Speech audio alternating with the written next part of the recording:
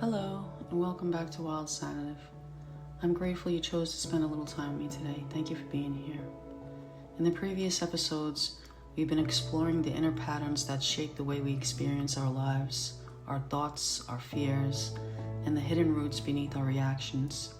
Fear can become one of those roots.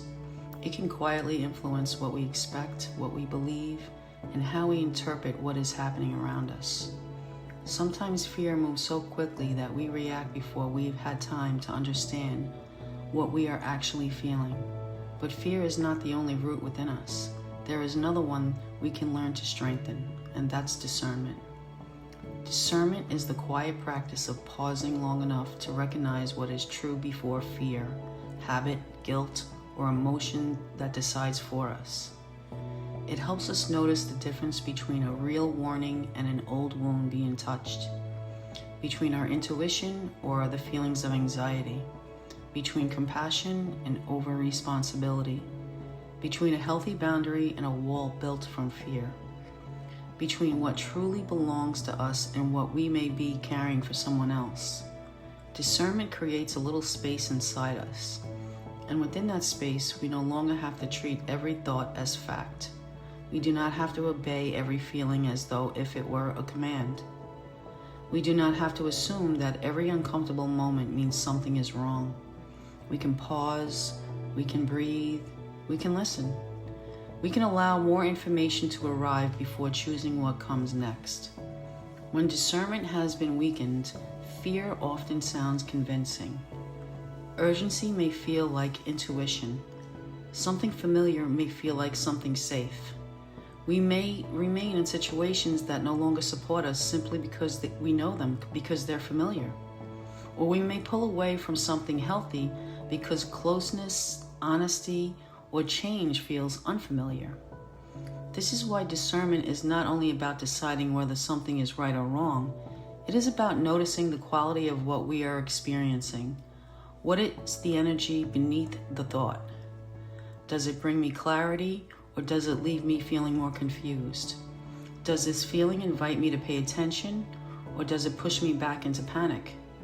Can I remain connected to myself in this relationship, or does this choice support my well-being, or does it require me to abandon something I already know within inside myself? These are questions that are not meant to make life more complicated or challenging. They are meant to bring us closer to ourselves. Discernment gives us space between what happens and how we respond. And in the space, choice becomes possible. Without discernment, old roots may continue feeding the familiar branches. Fear can become avoidance, uncertainty can become control, sensitivity can become overwhelm, compassion can become self-neglect, but discernment allows us to notice the pattern before it carries us away.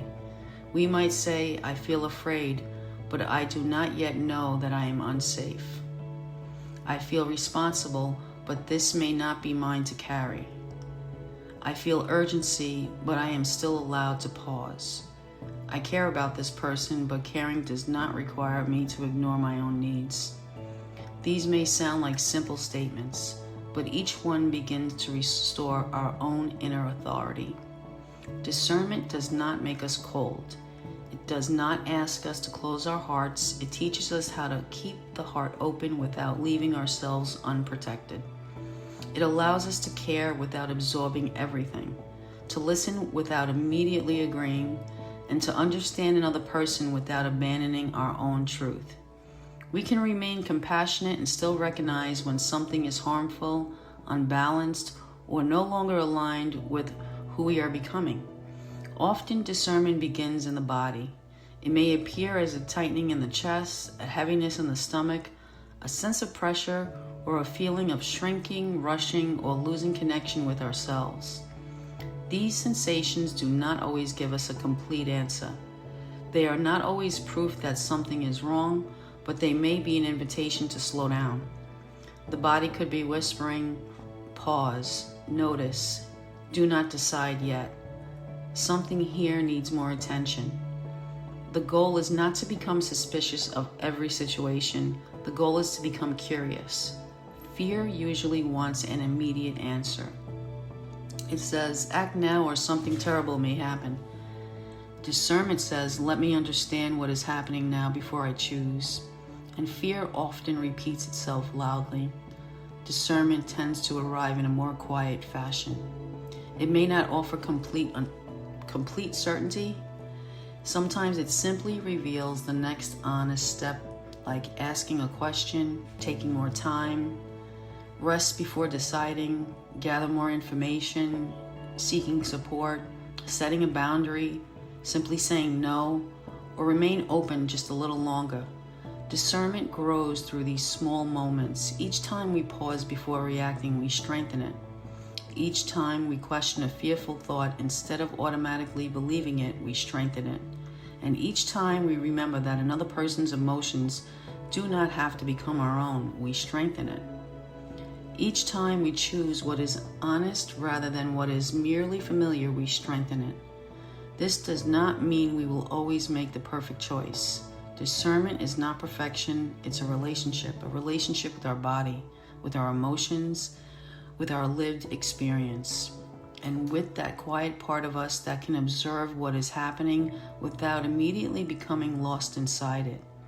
Sometimes truth will feel clear, other times clarity will take longer. There may be moments when the answers remain uncertain. In those moments, discernment may simply mean refusing to force a decision before we're ready. It can sound like, I don't know yet, I need more time, I need to step back, I need support before I move forward. Not knowing is not weakness. Sometimes it is the most honest place we can stand. Discernment also asks us to become curious about the roots beneath our own desires and choices. Do I want this because it genuinely supports me, or because I'm afraid of disappointing someone? Am I saying yes because it feels right, or because saying no brings up guilt? Am I staying because this relationship nourishes me, or because leaving would require me to face uncertainty? Am I protecting myself, or am I repeating an old pattern of withdrawal? These questions are not accusations, they are invitations. They help us notice what is guiding us beneath the surface, because the same action can grow from very different roots. Silence can come from wisdom, or it can come from fear. Leaving can come from self-respect, or it can come from avoidance. Staying can come from devotion, or it can come from self-abandonment. Giving can come from generosity, or it can come from the need to be accepted. The action alone does not always reveal the truth. Discernment helps us look beneath the action and recognize the root. And once we can see the root more clearly, we gain the freedom to choose differently. So as you move through this week, notice one moment when you feel pressured to react quickly. And before you answer, explain, agree, leave, fix, or decide to pause. Take one slow breath and feel your feet beneath you. Then gently ask, what is fear saying right now? Listen without judging the answer. Then ask yourself, what does discernment notice? Do not force the response. Simply pay attention to the difference in the tone. Fear may feel urgent, repetitive, or absolute. Discernment may feel quieter, steadier, more spacious, more willing to wait. And when you need to, remind yourself, I am allowed to pause before I decide. I am allowed to gather more information, and I am allowed to listen to my body without surrendering my authority. I am allowed to choose from clarity rather than fear. And discernment is not about having every answer. It is about becoming more present with the question. It is the root that helps us recognize which branches need care, which ones need pruning, and which ones are ready to grow. The work is not to distrust ourselves. The work is to learn how to listen more clearly, one pause at a time, one question at a time that is honest, one choice at a time. Thank you for spending a little time with me today. And until next time, move gently, listen beneath the urgency, and remember, fear may speak first, but discernment can still choose what happens next.